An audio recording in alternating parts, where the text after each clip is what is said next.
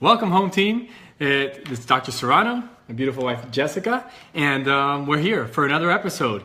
And today we're going to be talking about how to build a rock-solid immune system. This is what everybody wants for their family. They want a family that's healthy, they want a family that's thriving, and today's episode, I think it's critical to that. So as people get on here, just know that home team, this is an opportunity for us to come together as a couple and share with you guys the physical, mental, spiritual challenges of what it takes to truly build a healthy home and a healthy family. So we're excited. Today's gonna be great. As you come on, whether you're watching this live or later on, go ahead and say hi to us, like, share this, put some hearts out there if you like what you're hearing, and this just helps us get a greater reach so that we can impact more people. So if you're coming on, just say hi to us so we know you're there. We know we have a few people on, and we'll get started. Building a solid rock solid immune system. So this week was pretty special with us. We had decorations all over the house. We had to take some of those down. Our middle child is turning 5 this year, so lots to celebrate. And in those 5 years, of course, there's been some ups and downs. And for those of you that have toddlers or kids in elementary school, you know that those 5 years, there's a couple of those sicknesses that just stick in your head. You know, as these kids grow up, it's really that time where they're building the immune system. You know, they have preschool, they're going to school, they're coming home with the sniffles. And perfect that we're talking about immunity today. There's a particular picture that I keep in my phone. So as I'm scrolling through my photos, there's always this one of Aria's face. And it is just traumatic to look at it. It was when she was about, I think it was just over a year old, and she had that first huge sickness. You know, as parents, that one that just kind of hits you in the face. And it was our, first chance to really practice what we preach all the time about health. So it happened to be, of course, the time when Raul was out of town across the country. And, you know, it started with the sniffles. It turned into a raging fever. Her face just looked inflamed, you know, puffy. She had this like constant snot to the point where she almost couldn't breathe. There's just so much gunk inside of her. And of course, my first reaction as a parent is just fear. You know, when you have a kid they're that young, we really haven't been to the doctor. We're just thinking like, oh my goodness, we've been trying to do all the things that are right, and now she has this infection or whatever it might be. You know, what do you do? What do you do? And as much as fear and just as a mom, like all of that emotion kind of hits you, I was so thankful that we had talked about health, and I knew certain principles about healing that really just were able to give me a peace of mind. We had a protocol. I knew what to expect going into this, and even though it was 3 incredibly sleepless nights of me just standing in the shower with her with that steam bath and sleeping with her on my chest and feeding her the right things, I was just able to have that peace to know that, you know, this was really hard, but there's this healing that our kids are able to have, and when we build their immune systems and have these protocols of what to feed their body and how to get the adjustments and the different things we're talking about, it's just, you know, that there's this light at the end of the tunnel, that there can be healing, that it's going to be a short period of time that they're going to wrestle with this, but I don't know, it's just really a mindset. So what we wanted you to get out of that, not only that story, but today, like next few minutes is this. It's the fact that people sometimes see, almost like when we went to the Olympics, like people see the gold medal, right? They see the person winning the gold. They see the person, the athlete, like at the on the stand, like everybody's cheering them on. What they don't see is the process, right? And for us, same thing. We get this all the time. People say, "Well, your kids are so healthy," or "You're so lucky. Look how they don't get sick. They don't." No. We absolutely get sick. Our kids do get sicknesses. We go through the same things. And I remember that first time. It was one of the most difficult moments for me because, like you said, I was across the country, and it was no easier for me or for her going through this.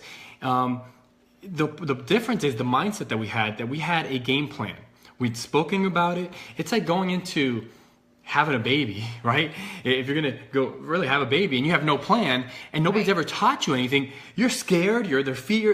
There's all these things that can happen, and you can make some maybe different choices, maybe poor, but choices when it comes to birthing when you don't have a plan. But when you have a plan, things tend to happen, you know, a little bit smoother, right? Because you understand what's happening. So same thing with the immune system.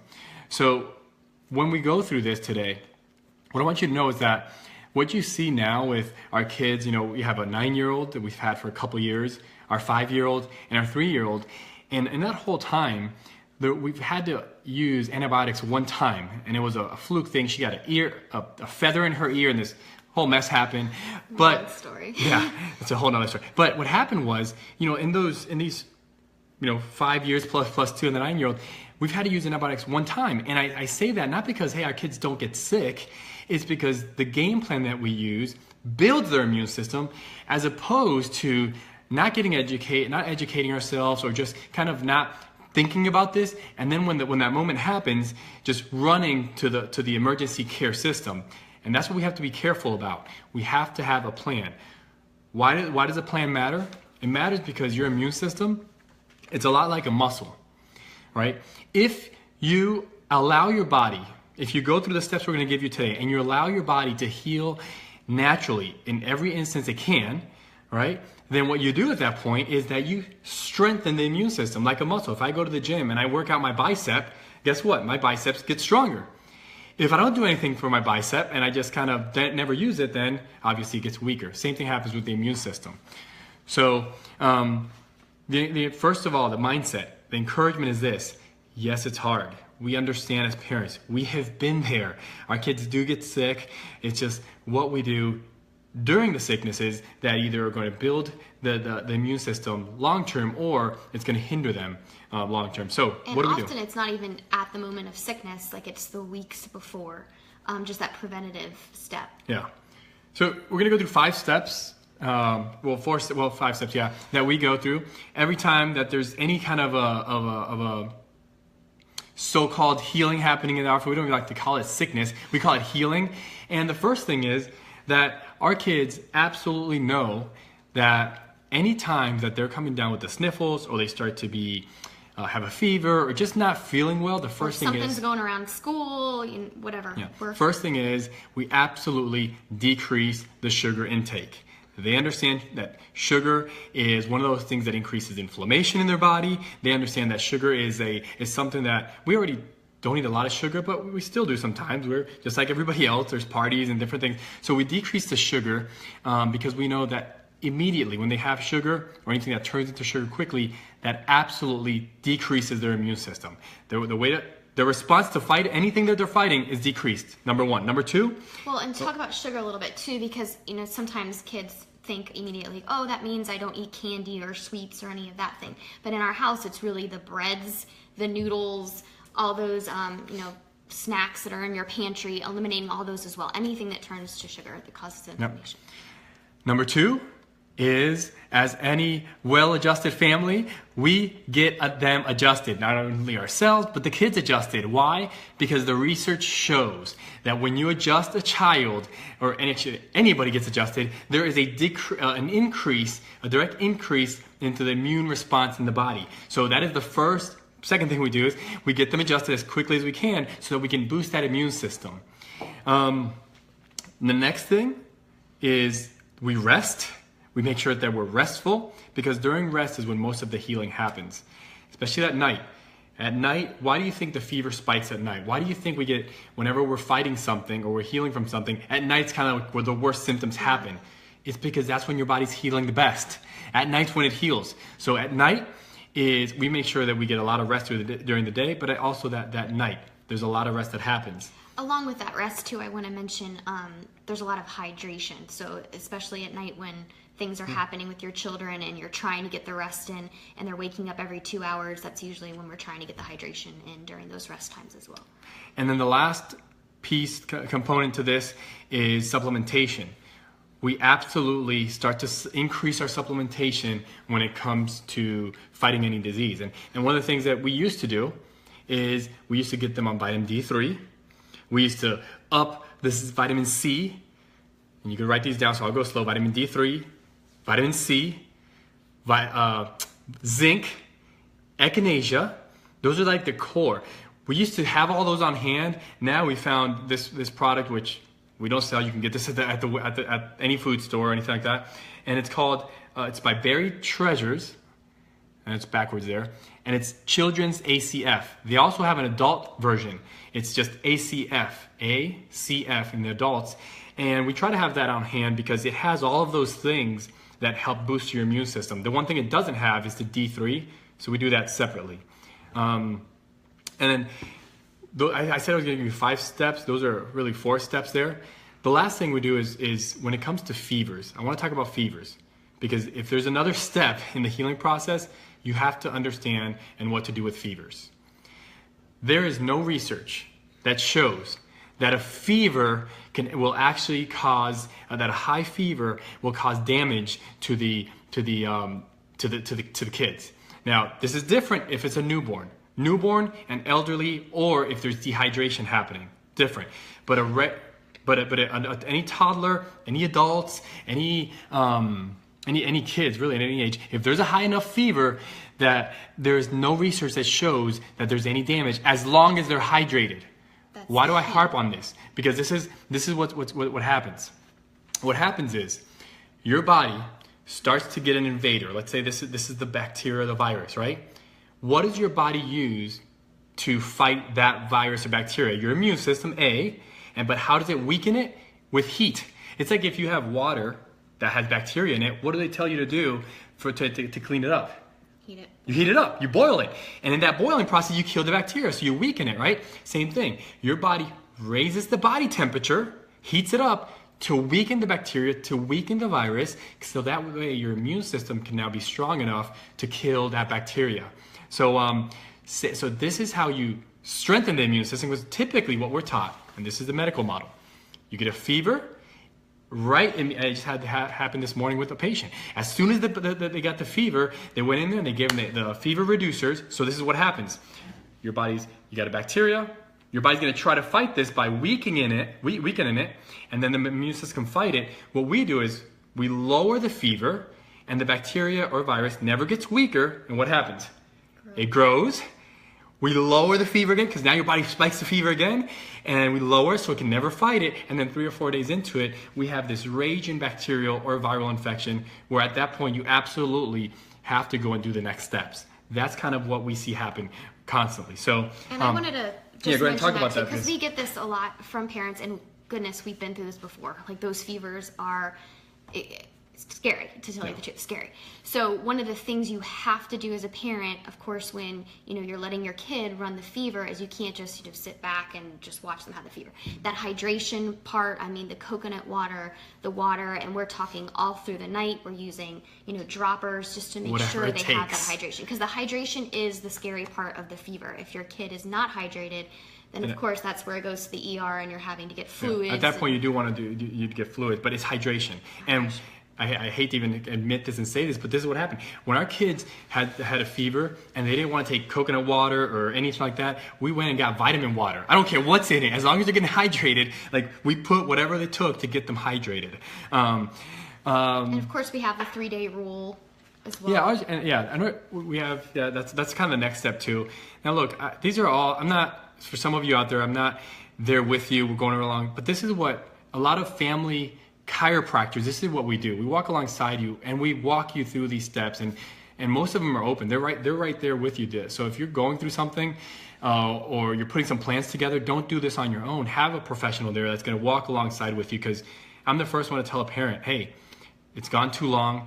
It's 4 or 5 days into this. The body's not fighting this. It's time to go to the next step. But here's what happens. We have a 3-4 day rule, and that means we're going to give this 3 to 4 days. In 3 to 4 days, we're going to fight it naturally. There's a couple vitals and things that we check at home. But what happens is, even if on the 5th day or the 3rd day you have to go, and for whatever reason you end up doing an antibiotic, whatever it is, right? You end up going a different route. What you did for those 3 or 4 days is that your immune system got a workout. Just like going to the gym, you worked that immune system, which means the next time the body comes in contact with anything, guess what? You think it's going to be stronger or weaker? Stronger. It's stronger, right? It's stronger because you gave it a chance the first time to fight it. And this is why, like I said, we're 5 years and 2 years in here, and we've had to use antibiotics once. And people look back to the beginning when I said, hey, you guys are lucky. You guys, your kids are, you haven't had all these sicknesses. Yeah, we have. We've had the sicknesses. It's just we had a game plan going into it. So I hope this is helping. I'll answer we have a question here. Well, why don't you go through the 4 again, just for people that just Yes. tuned in? If you're just tuning in here, it's number 1 is you decrease the sugar immediately, as long as whenever the first signs of a sickness or anything happening. Number 2, we get adjusted, because we know that boosts the immune system. Supplementation, we went to buried treasures, and that's ACF. And then, of course, the vitamin D. Vitamin D3 on top of that. And there's a child's version and an adult version. Rest and hydration. And then the last one is, when there's a fever, we don't allow the body to, we don't fight the body. We understand why the fever's there. We understand what the fever's doing. And we actually try to see if, hey, we help the body along so it could do what it does best, and that's to heal. Answer a question here. We have Katie. It's got an intense flavor. How do you get your kids to take it? Yes, it is potent, Yeah. and that's because it works. So with our kids, They actually like it, I guess. they do. They're weird, but I know they're excited about it. Maybe it's the most candy tasting thing they've had, but I would say for a lot of the stuff, especially the D, it's the shakes. Like they have a healing shake on those mornings where, for some of our kids, it's chocolate peanut butter. Other kids, it's the blueberry mango lately, where we just add some of those components in the shake in the morning, and then also usually before they go to bed. But the ACF, I think it's like 2 tablespoons, and they'll just basically drink it. Also, if not, you could put it in anything. It doesn't. I'm sorry, that's a hard one to answer because it's going to depend on your child's palate, obviously, and you would know that as a parent. I'm guessing you could even put it in some juice. Yeah. Right. Yep. Anything else when it comes to the process of building? So building a rock solid immune system. What I want people to kind of take away with where we started with this is like, when we go to the Olympics, we always see the gold medalists, right? We don't see the hard work they put in behind the scenes to get there to the point where they can win the gold. And no, a lot of people don't see the hard work we put behind the scenes on a daily basis. What we're feeding the kids, we're getting them adjusted, we're keeping them active, we're doing all these other things. And when the thing happens, right? Whenever that happens, that point there, we have a plan. We're not just saying, hey, we're not going to get sick, and then when it happens, we don't have a game plan. We have a game plan. So, how do you guys take the ACF for yourselves? Oh, so there's another one. There's a children's ACF. But no, we just drink it. It's just tablespoon. Mm-hmm. Yeah, and for adults, you should be able to taste. It's not that bad. I don't think so. No, it's great stuff. Another thing for a lot of parents that are really discouraged, like of course we've had a lot of parents where it seems like, every couple months their kids are on antibiotics and they just know their gut is shot. And one of the big things is... We'll have to do another episode on that. Yeah, we'll do another episode. But just knowing that there is hope and healing for if your body has suffered a lot from the antibiotics or whatever it is, to find out that I think it's like 70% of your immune system is in your gut. That's huge for our kids, and I think we'll probably do one on that and just how to repair that gut so that you can strengthen your immune system. Last little story here, and then we'll let you guys go. It's about 18 minutes in. I remember I had a family a few years back that came to the office, and they sat in front of me, and they were hopeless. They had been literally every month they were going to the doctor's office, and it was just they've tried everything, and they sat in front of me, and all I told them was, I promise you that you can rebuild their immune system, the kids' immune system. I know that they can get healthier. You have to commit to the process, and it's not going to be overnight. You're not going to start today and tomorrow they're better, and they're not ever not going to get sick. They're going to get sick, but if you commit to the process, you're going to look back 2-3 years later, and you're going to see a completely different lifestyle. You're going to see a completely different family dynamic and child dynamic when you commit to the hard times that people don't see. And I tell you that because today I look at this family and I don't remember the last time they were on an antibiotic. I don't remember the last time that they I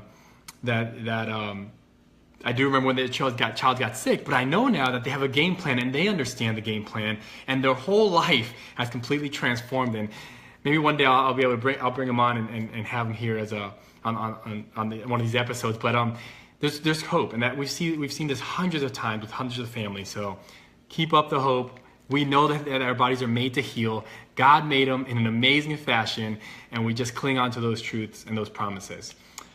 Anything else? So I don't know, just share hope with your friends, with Yeah. all the parents. I know there's some that are just struggling out there at school. There's some Like crazy this. stuff going around. So Hearts, share it, and give them hope. And we'll be back on next week. Any comments, anything you guys want us to talk about, put it on the comments. We will answer every comment or every question in either in between shows or episodes or on the episode itself. So you guys have a great day, and we'll see you next week.